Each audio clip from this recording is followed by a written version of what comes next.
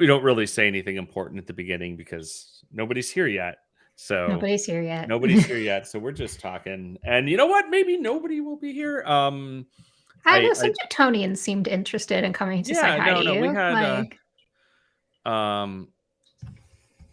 let's see. Oh, interesting. Today I learned if you go, I was trying to find a TikTok video that I remembered vaguely seeing somewhere, and then I just found out that if you go into your TikTok search and go to the filter, oh God. It wouldn't be a stream if there wasn't like an oh no, oh God moment, just like right in the beginning. Also, I see that a Joey and an S. McAllister, I know who you are saying hi. So hello. Right. That's hang on one second.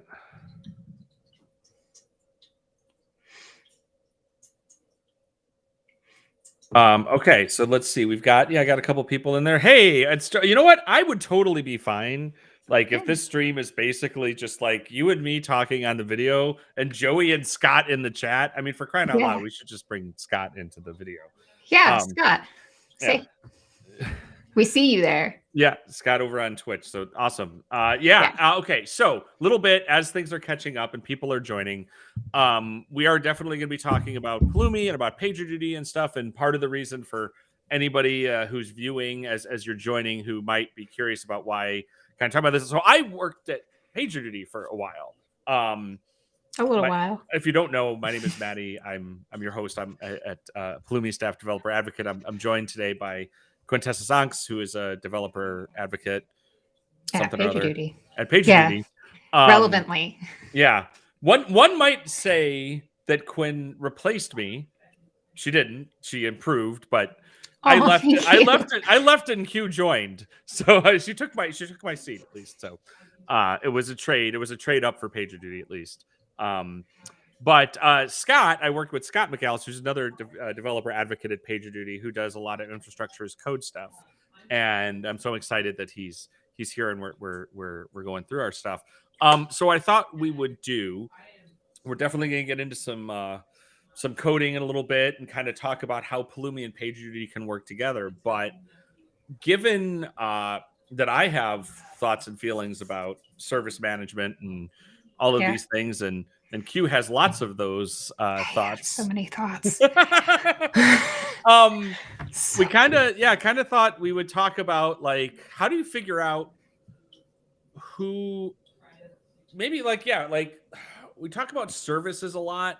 I had a talk that I gave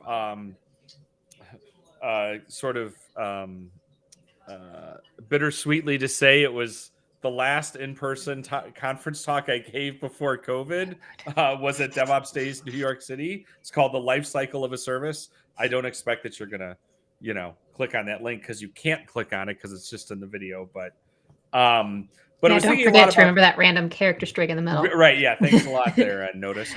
But when we think about services, so like there's sort of these pieces. So like we want to talk about service ownership and how do you figure out who owns it, but we probably should start with like, what are we even talking about? Right. And I think it's important. And one of the things that I dug into for some blog posts that are in the process of being published literally as we speak is a bit about how you have the definition of a service that's working in your organization, but you also need to understand how you define service within the PagerDuty app, at least within the concept of what we're talking about here. Right. Because when you say, oh, I understand what a service is, and let's say Maddie and I are on the same team and it was like, hey, Maddie, did you update such and such service? And he knows what I mean. But then if we go into the application, does the application use it in the same way that we are using it in our speech?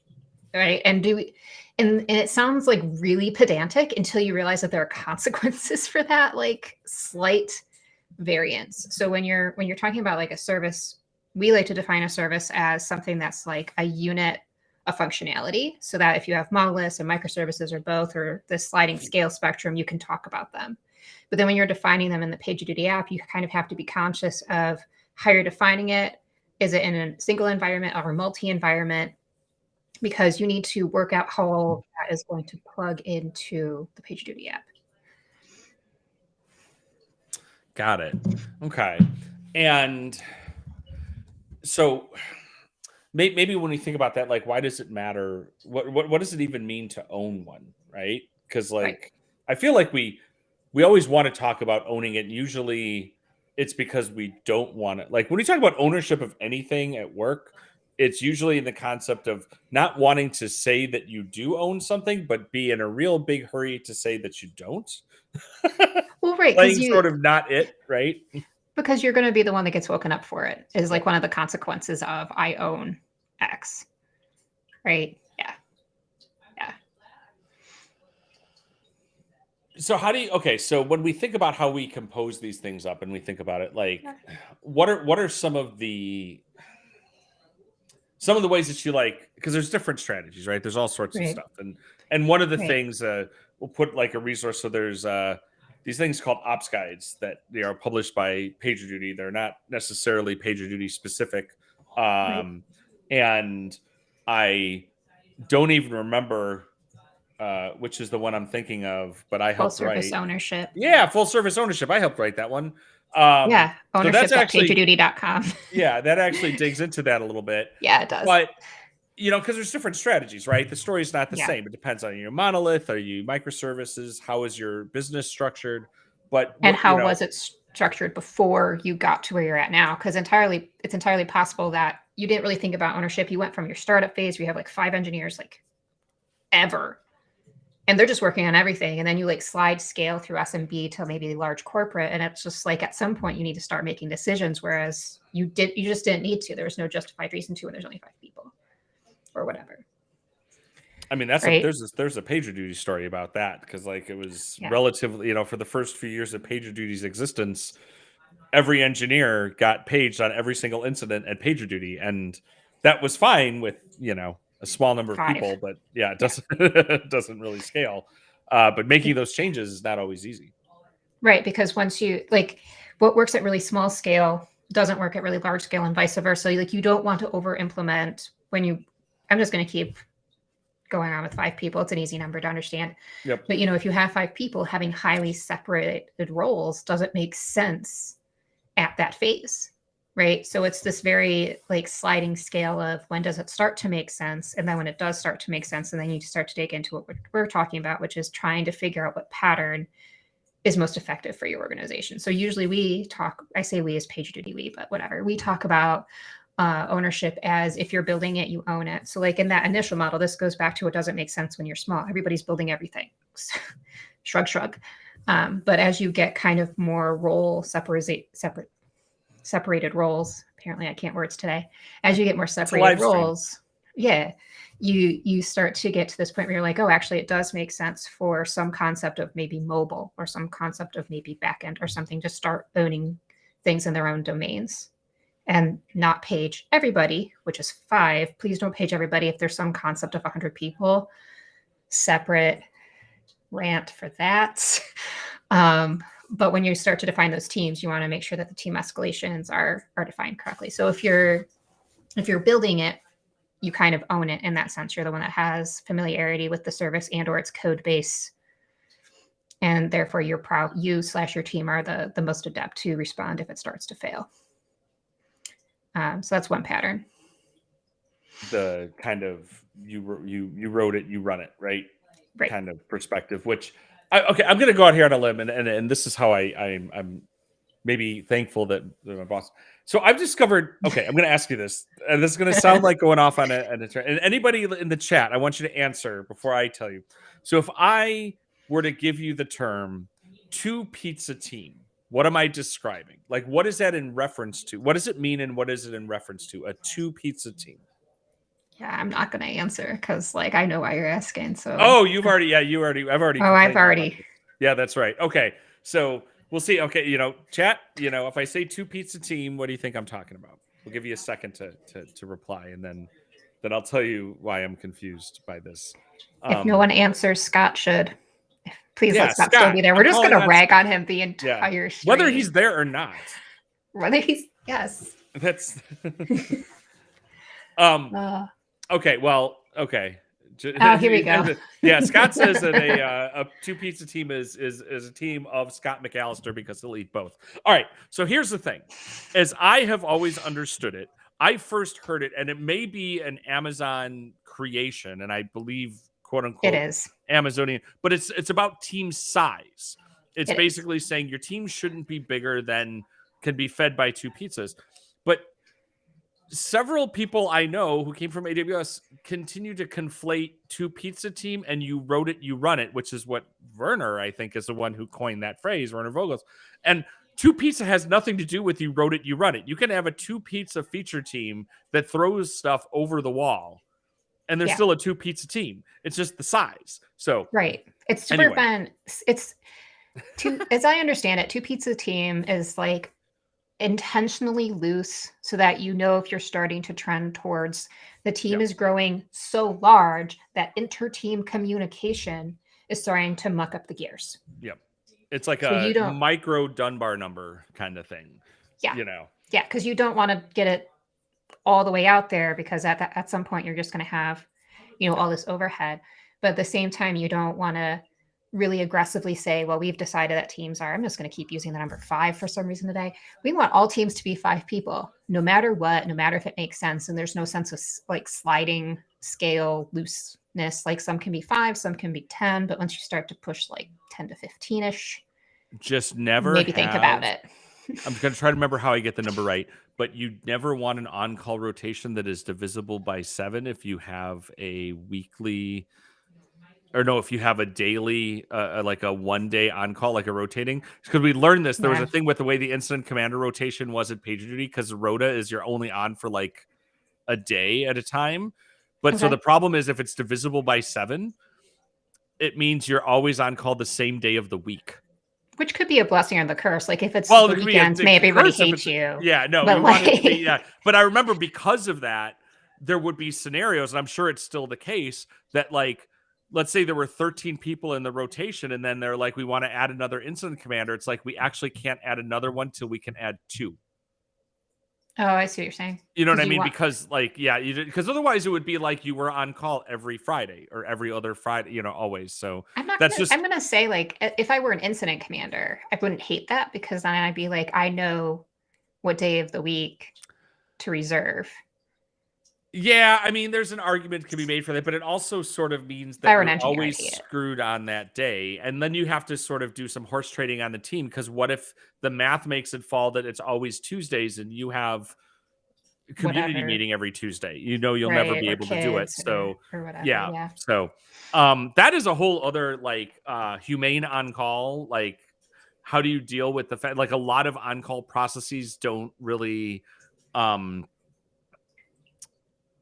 are not as accessible and open to people that have, I almost wouldn't say like non-traditional, but as have setups that are maybe different than people who are doing on call at first, right? Again, like maybe you can't have 24 hours because there's a lot of stuff, and I know again, it's kind of fortunate that my on-call days were when I wasn't a single parent, but or then I was a single parent that didn't have to drive kids, but these days, when I was having to drive kids to and from school and stuff like that, like, and you can do that, right? There's lots of things you can do within your team. And this is, never be afraid of the override. Like you can say like, okay, you know what, even when it's my week, because I think about like how on-call, and I'm sure it is this way in a lot of places. And sorry, now we're talking the whole thing about on-call culture. I was going to say, we probably should explain it. Like we're talking about incident commanders for the most part at this juncture. No, this could still be just the on-call person, right? Okay. Yeah. So just perspective of time, of the context. So I'm thinking about this is important because this is like everybody has a cell phone and a hotspot kind of thing or whatever. So when I was working at a bank in the olden days, when you were on call, you actually worked from home that week because your commute was too long of a time. Like you had to be able to be on a terminal within 5 minutes over a 24-hour period for 1 week straight. So you pretty much...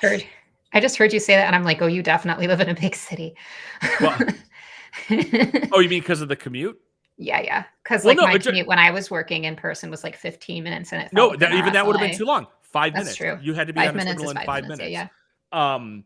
Although also another fun on-call story of that was I was on call in that job over New Year's Eve once, and so my ex-wife and I we just say we're like, well, we're gonna have a New Year's Eve party at our house. Then I'm like, didn't say I had couldn't have a party. Yeah. I just can't leave the house, so everybody come to me. Um, Yeah. but as we've moved on, like you may still have this, but you have better backups. You have the ability to say like, okay, even if it is like I'm the primary on call, you need to have flexibility and trust within your team that you can people will come in and cover for, not even cover for you, but you can say like, hey, I need an override during the next Yeah. 4 hours. And again, most of my more recent experience with on call was at PagerDuty, and it was as an incident commander, but the practices apply no matter what kind of engineer you are, what kind of rotation you're in, where that would just be the thing. People would be like, hey, you know what, I'm on call today, I have to go pick my kid up from school, or I have a doctor's appointment, or whatever, Or when you're a traveling developer advocate and an incident commander at the same time. Hey, I'm on a flight. I'm going to be on Wi-Fi a flight. is fine. My talk is the next 2 hours. Who can Right. someone take an override for me? And again, a lot of that comes down to culture and trust in your team that you can just do that. Like if it's always the same person who's like I've also seen so this is an anti-pattern to watch out for, right? But see people that want to track that to make sure that it's equitable, because that's the fear, is like the Quinn is the one who's always asking for overrides but never takes them. And Right. What if it's like you were saying before, if it's like that daily schedule, there might be a reason it's on the day that I can't, like, right? Or no, just in general, like it's because No, people I want to know. make I'm sure just it's saying equitable. Yeah. No, There I could just be mean that there are things that could really make it awful for everyone. Make it just to be that you don't have that flexibility. But people want to Yeah. feel like, the thing is, most groups tend to be self-managing when it comes to this kind of thing.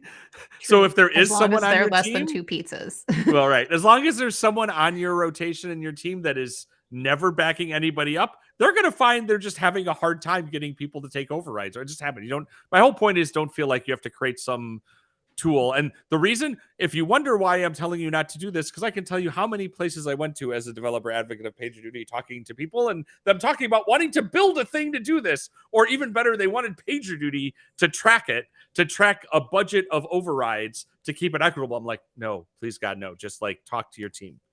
Right. It gets a bit meta at that point. So like the app will track if a person is on call all the time. So like to the earlier conversation, it's very low level. If someone's on call too much, and too much kind of being defined not just by the frequency of their on call, but also who's getting paged the most, it's trying to help catch that use case where it's like, if you're always on call on Monday and there's always an incident on Monday or whatever, like right, you're more likely to burn out. But like it doesn't abstract any higher than that, because you're right. Like after a certain point, if you notice these patterns emerge from what the app is already telling you, the humans have to do human things and sit around and kind of have a conversation about how they want to address it, rather than have the app kind of make too much directional choices on their behalf.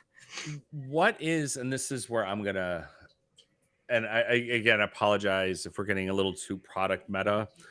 And it's been a minute since I talked about PagerDuty products, but one of the things, I think this is what you're getting at, and I think the products probably all got renamed.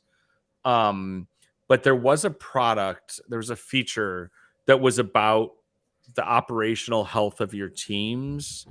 And it was honestly one of the things that made me want to work at PagerDuty. And I wrote a talk called "How Do You Transfer?" It was about humane ops, and it was based on like some of the data that we had around that. But it was the idea that like you're so I think the feature you're talking about was an evolution of that. And I think it is just referred to as like it's in the suite with operations health. So like so it was it's in there. It's so not important. This is trivia. In fact, actually, Joey, if you're still on, you're about the only person that you might remember what this thing was called.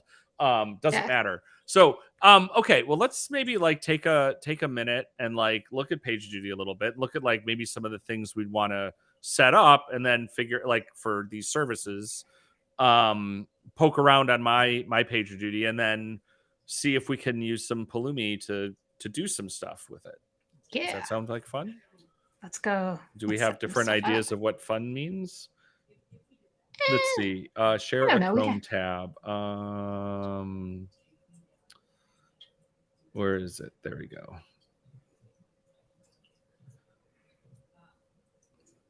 This is they're going to be our call out that we mentioned. Yeah. when Quintessence saw this, when I pulled this up at first, and it says you're always on call, she's like, Yes. we maybe need to talk about that. Yeah, just like as a brief aside, unless you're using your own personal PagerDuty, like free trial, community-sized personal project PagerDuty, you never want to see that message. See this, yeah, where it says over here, it says you're always on call. Oh, look, my next on-call rotation starts in a day. And it ends in a day.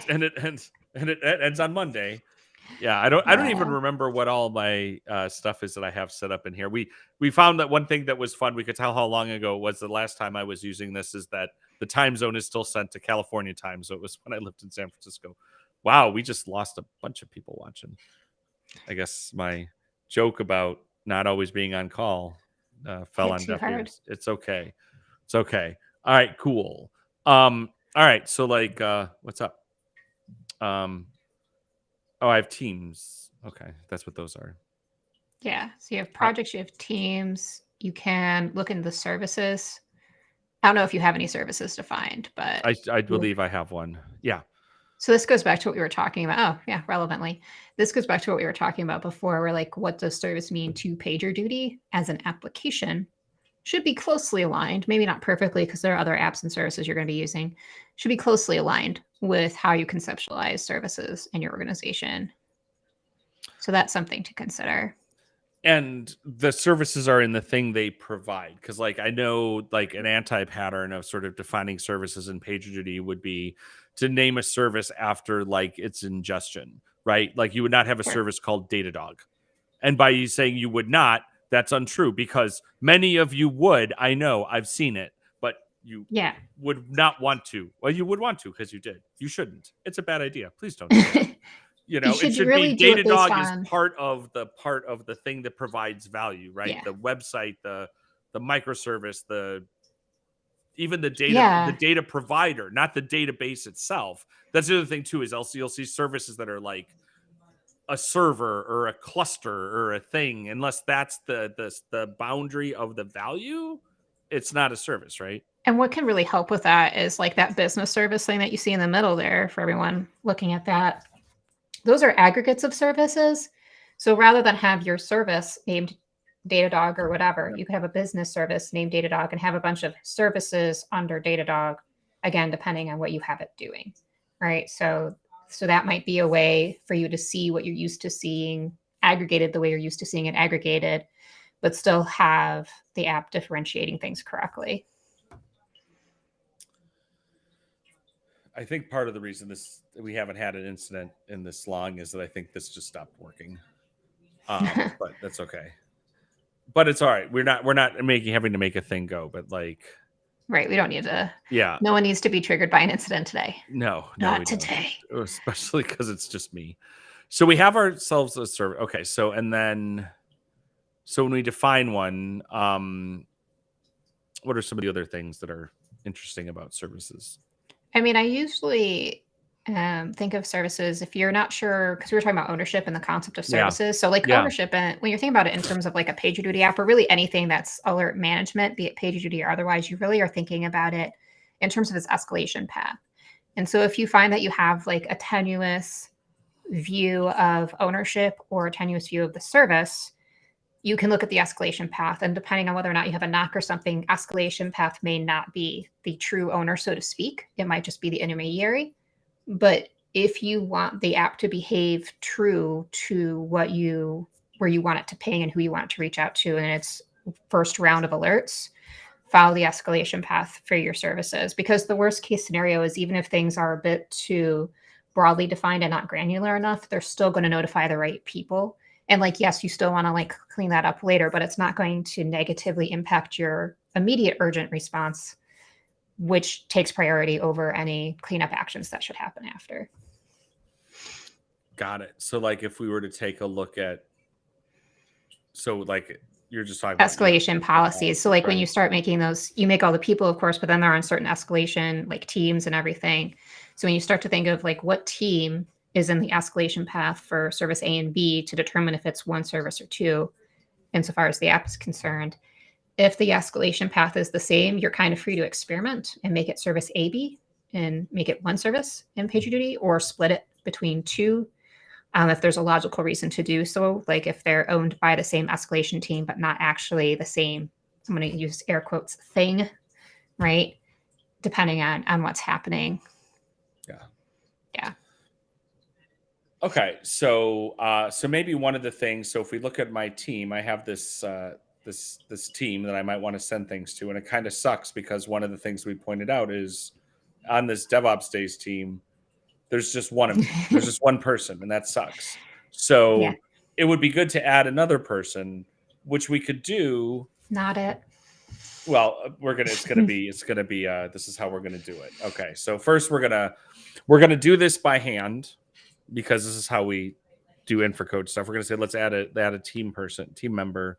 But then it would be kind of rad to like see if maybe we can write a little Plumi program to do something similar and poke around. Yeah. So like make a secondary team with two people in it or something. Sure, I guess we could just make a whole brand new team. Yeah. Because I don't really care what I'm doing with it. Okay, so we're just gonna call this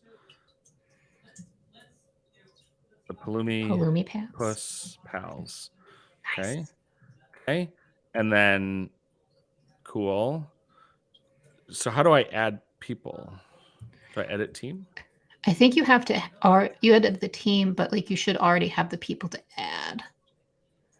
So like users. Oh, okay. Yeah. So I have a whole bunch of users actually. Oh, I did. Oh, I deleted a bunch of them. Yeah. Yeah. Okay, so I would add a user. Okay, I recall this from when I tried this stuff before.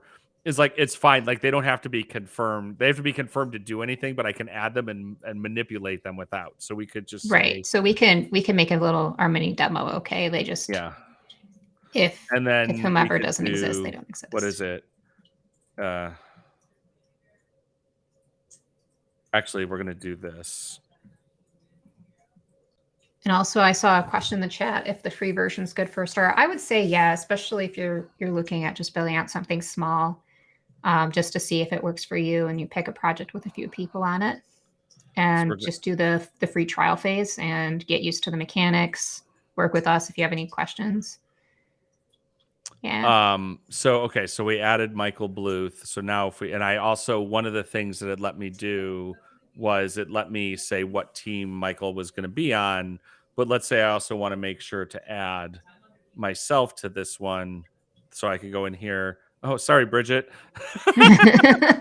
It's interesting. We are not going to add Bridget Cromhout back to the. I mean, we could, but like it's interesting because even though you've deleted her user, the memory of it exists somewhere. Yeah, something is. I don't know that I deleted her user though. I don't understand how that happened.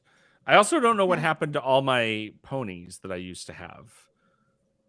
Did you just have a bunch of blank users? No, they were all users that I made the same way that I made the Michael Bluth one. They were all like my Gmail address plus rainbow dash at Gmail, just so I could, because you wanted to like show all this stuff.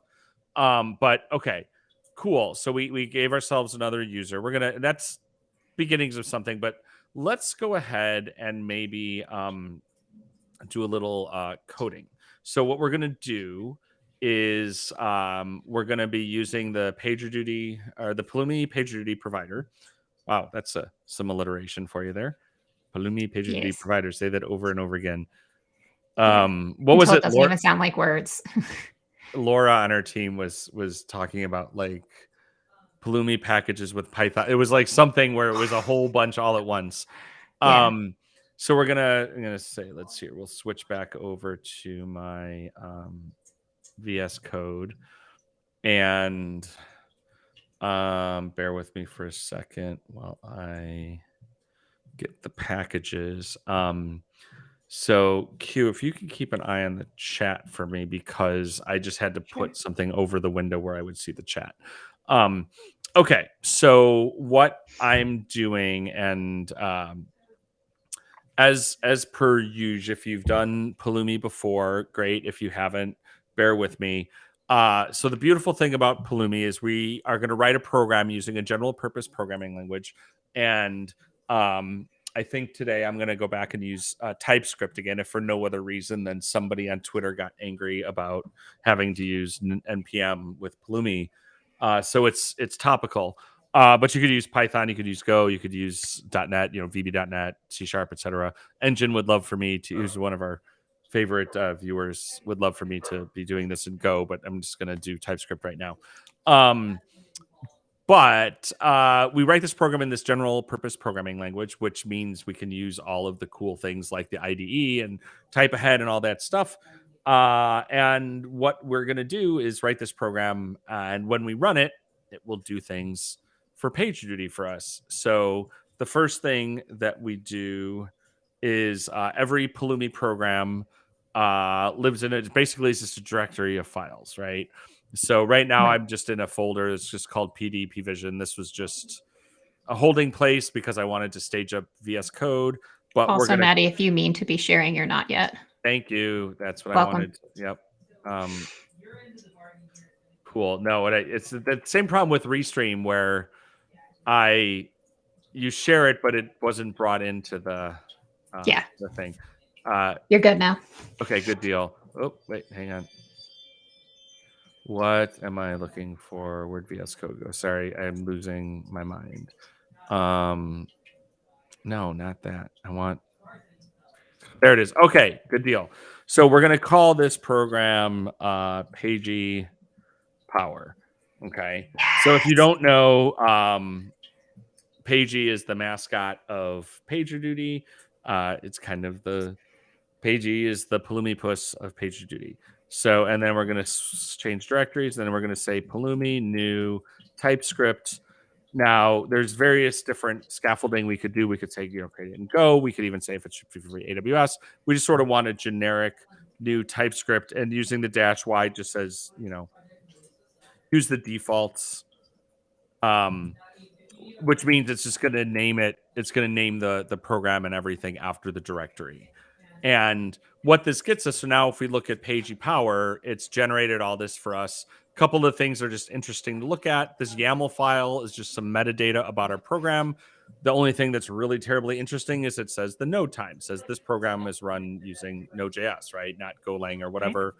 Plus its name and description. Who cares? You can see that it's in its package.json. It's gone ahead and installed just the basic dependencies it knows and it needs, which is the Pulumi package.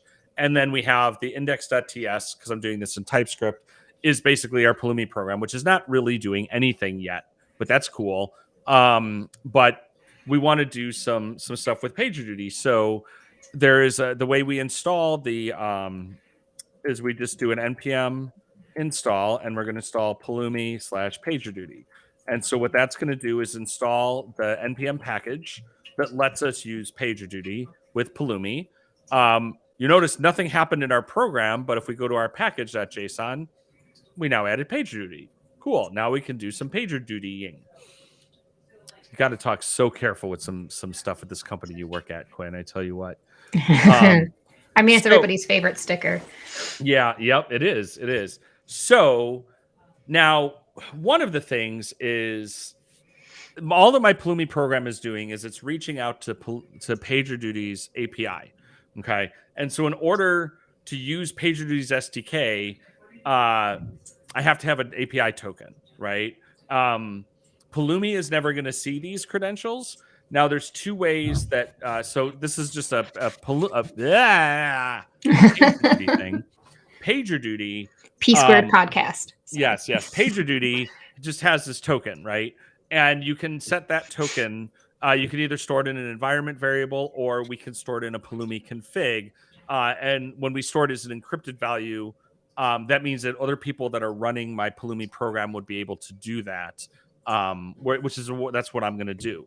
So what I am going to do first is go and grab my token. It's an API access key. If this is important to you to know how to do, tweet at Quintessence Anx on Twitter, and she will tell you how to do it. I mean, yeah, go for it. I just don't want to share my program. It's. I'm just trying to. Yeah. So we're just gonna say. So I'm gonna create an API key. I know you're not seeing this. This is intentionally hidden. You don't want to share screen for your API key? You know. Sorry. Okay. So I have my API key, and then what I'm gonna do is using let me a second here to okay. I am going to set with Pulumi config, and I'm not showing you that I'm doing this because I'm going to type in my key, but I'm going to show you what happens. So we're going to say, Pulumi set is PagerDuty :token.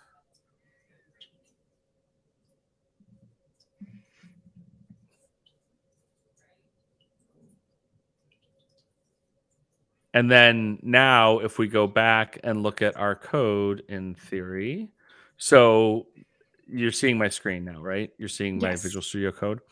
So now you notice it created this Pulumi.dev.yaml. So Pulumi has this concept of stacks, which is basically an instance of our Pulumi program. And so this is config specific to that stack. And you'll notice it has a value called PagerDuty token. This is not my token. This is the encrypted version of that. So this could get pushed up to source control. That would be fine. It's all fine. And again, and the only way you can decrypt this, because right now, one of the things I didn't show you is I'm Pulumi Loin. Man, you said to be careful, but it wasn't even the mistake I was anticipating. Right. Wow. But to answer Engine's question, if you're a dev advocate, if you don't leak API keys, you most certainly are. Everyone makes the mistake once, though. Right. It's like being an engineer and like messing up production. I could also go delete this API key right after I'm done. So you can see this is logged in as Matt Stratton. So it means I have access. So even if Quinn tried to run this Pulumi program, it wouldn't decrypt unless she was in an account that had access to my Pulumi account, my Pulumi organization. Okay. So we've got ourselves the ability to talk to PagerDuty. And maybe one of the first things we could do, so we created a team before. So let's do that. That's easy. And so as we also, a lot of times when I'm doing demos, I like to turn off Copilot because I'm teaching. But we've also found in PulumiVision, it's kind of fun to have Copilot on. So one thing is, but the thing forget the Copilot part, but you see how as I go in here and I'm going to call this demo team, and we're going to say it's a new, wow, look at that, right? It's a new, but it's not a new Pulumi team. It's a new PagerDuty.team, okay? And we give it a name. We're going to call it demo team, okay? And and all that it really has is a description, and we're going to say it's called Pagey's Best Pals. Okay. And so what did I do wrong here? It's a new, who knows what I did wrong? I wonder if Scott's still here. Well, I'll tell you, I do know what I did wrong. I just want to. I know, but it'd be nice if they answered us, though. Quinn, how's your JavaScript? My JavaScript is okay, and I'm looking at some commas right now. I will. Well, again, actually, cannot find the name PagerDuty. Oh, did you not?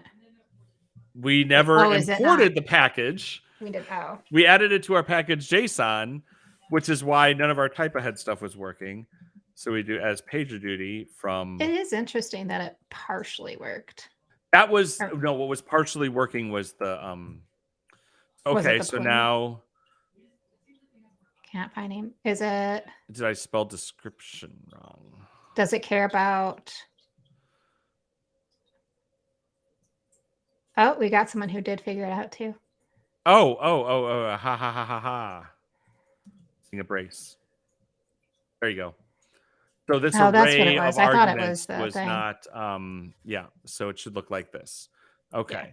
So now what we can do is the first thing we'll do is we're going to run what's called Pulumi preview, which if we run Pulumi up, it does preview by default. And so when we run Pulumi up, it's going to say, I'm going to pretend to run your Pulumi program. And if I ran, it's kind of like a no-op, right? It's like, what would happen if I ran it? It says, okay, cool. I'm going to create two things. I'm going to create a Pulumi stack because we, on the Pulumi SaaS side, we have yet to create the stack, the instance. Yes, it created the dev.yaml. So it says I have to create that stack. And then I'm going to create a team. So I could either say, do I want to perform it? Yes, no, or then I always like to say, let's look at the details. And let's see exactly. It's going to tell me exactly what it's going to do. Okay.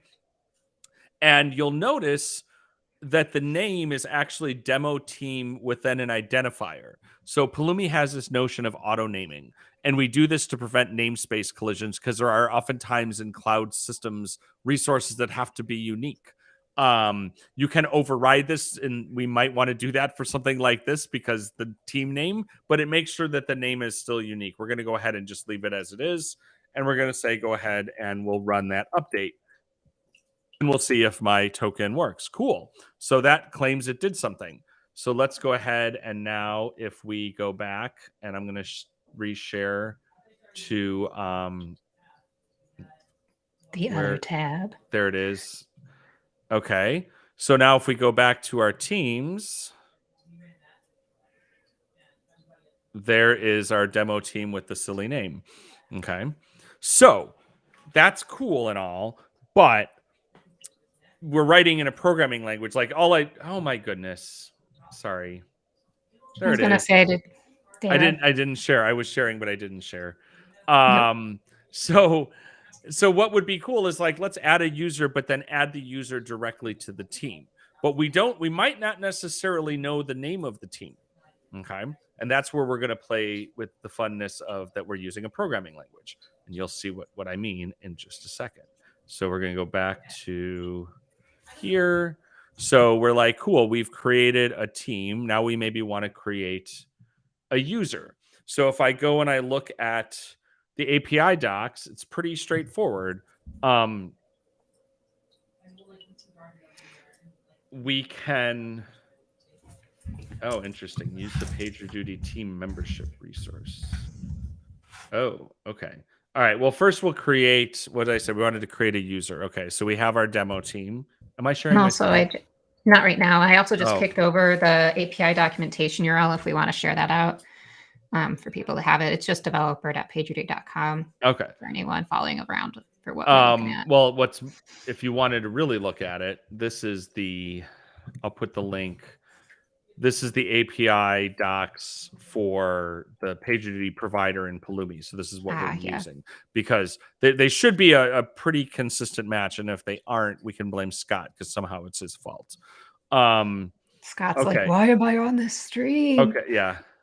So like, here's what we would do, right? So first we're going to say, let's create, we're going to create the user and we're going to call it demo user. And this is a new PagerDuty user called demo user. This is how we keep ourselves honest here, right? Cool. So it needs, basically they need an email. Okay. And that email we will do,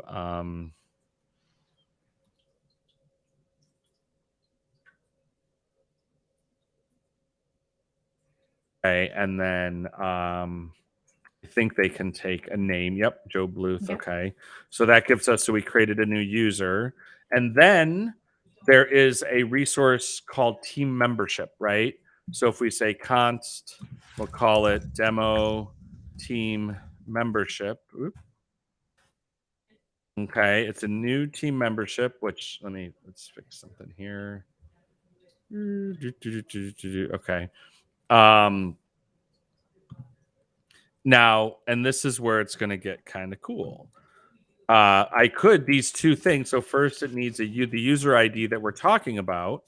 And you'll notice it knows to want demo user. Damn it. freaking Copilot, I'm actually going to turn you off. You're spoiling things, right? So this did I not just turn it off? Oh, globally. There we go. Okay.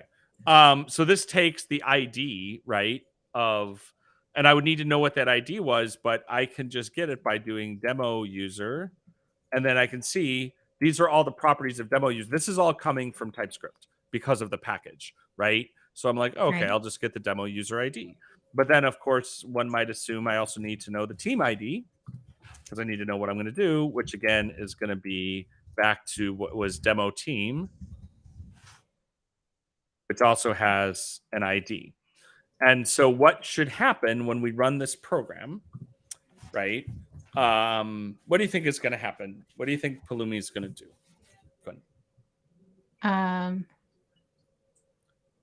We've got it's going to create the user. It's going to try and create the user ID. I also wanted to ask, and I don't know if it's the spec or not, because I was briefly Googling it. Do you need those trailing commas? My JavaScript's a little rusty. For like over here? Yeah. For the last items in the array. I think they are optional. Okay. But then I won't get distracted by that anymore because I definitely pulled if it's bothering you, I just pulled up the thing to check.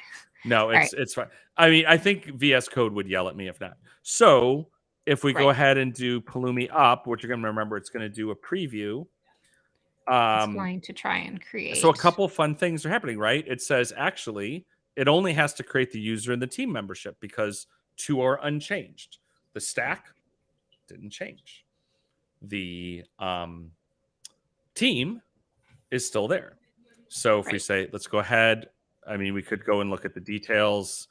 We're like, okay, cool. Yep, that's description, always helpful to know that that's where it came from. Like we didn't put it now. If we could have overridden that sort of is the default description of the user. But we're going to say, go ahead, let's run this cat. And it is nice to have that default because for when you don't remember to put it in, you're not stuck with this. What is this thing? I'm going to show you something too in just a second. So if I bear with me for a second as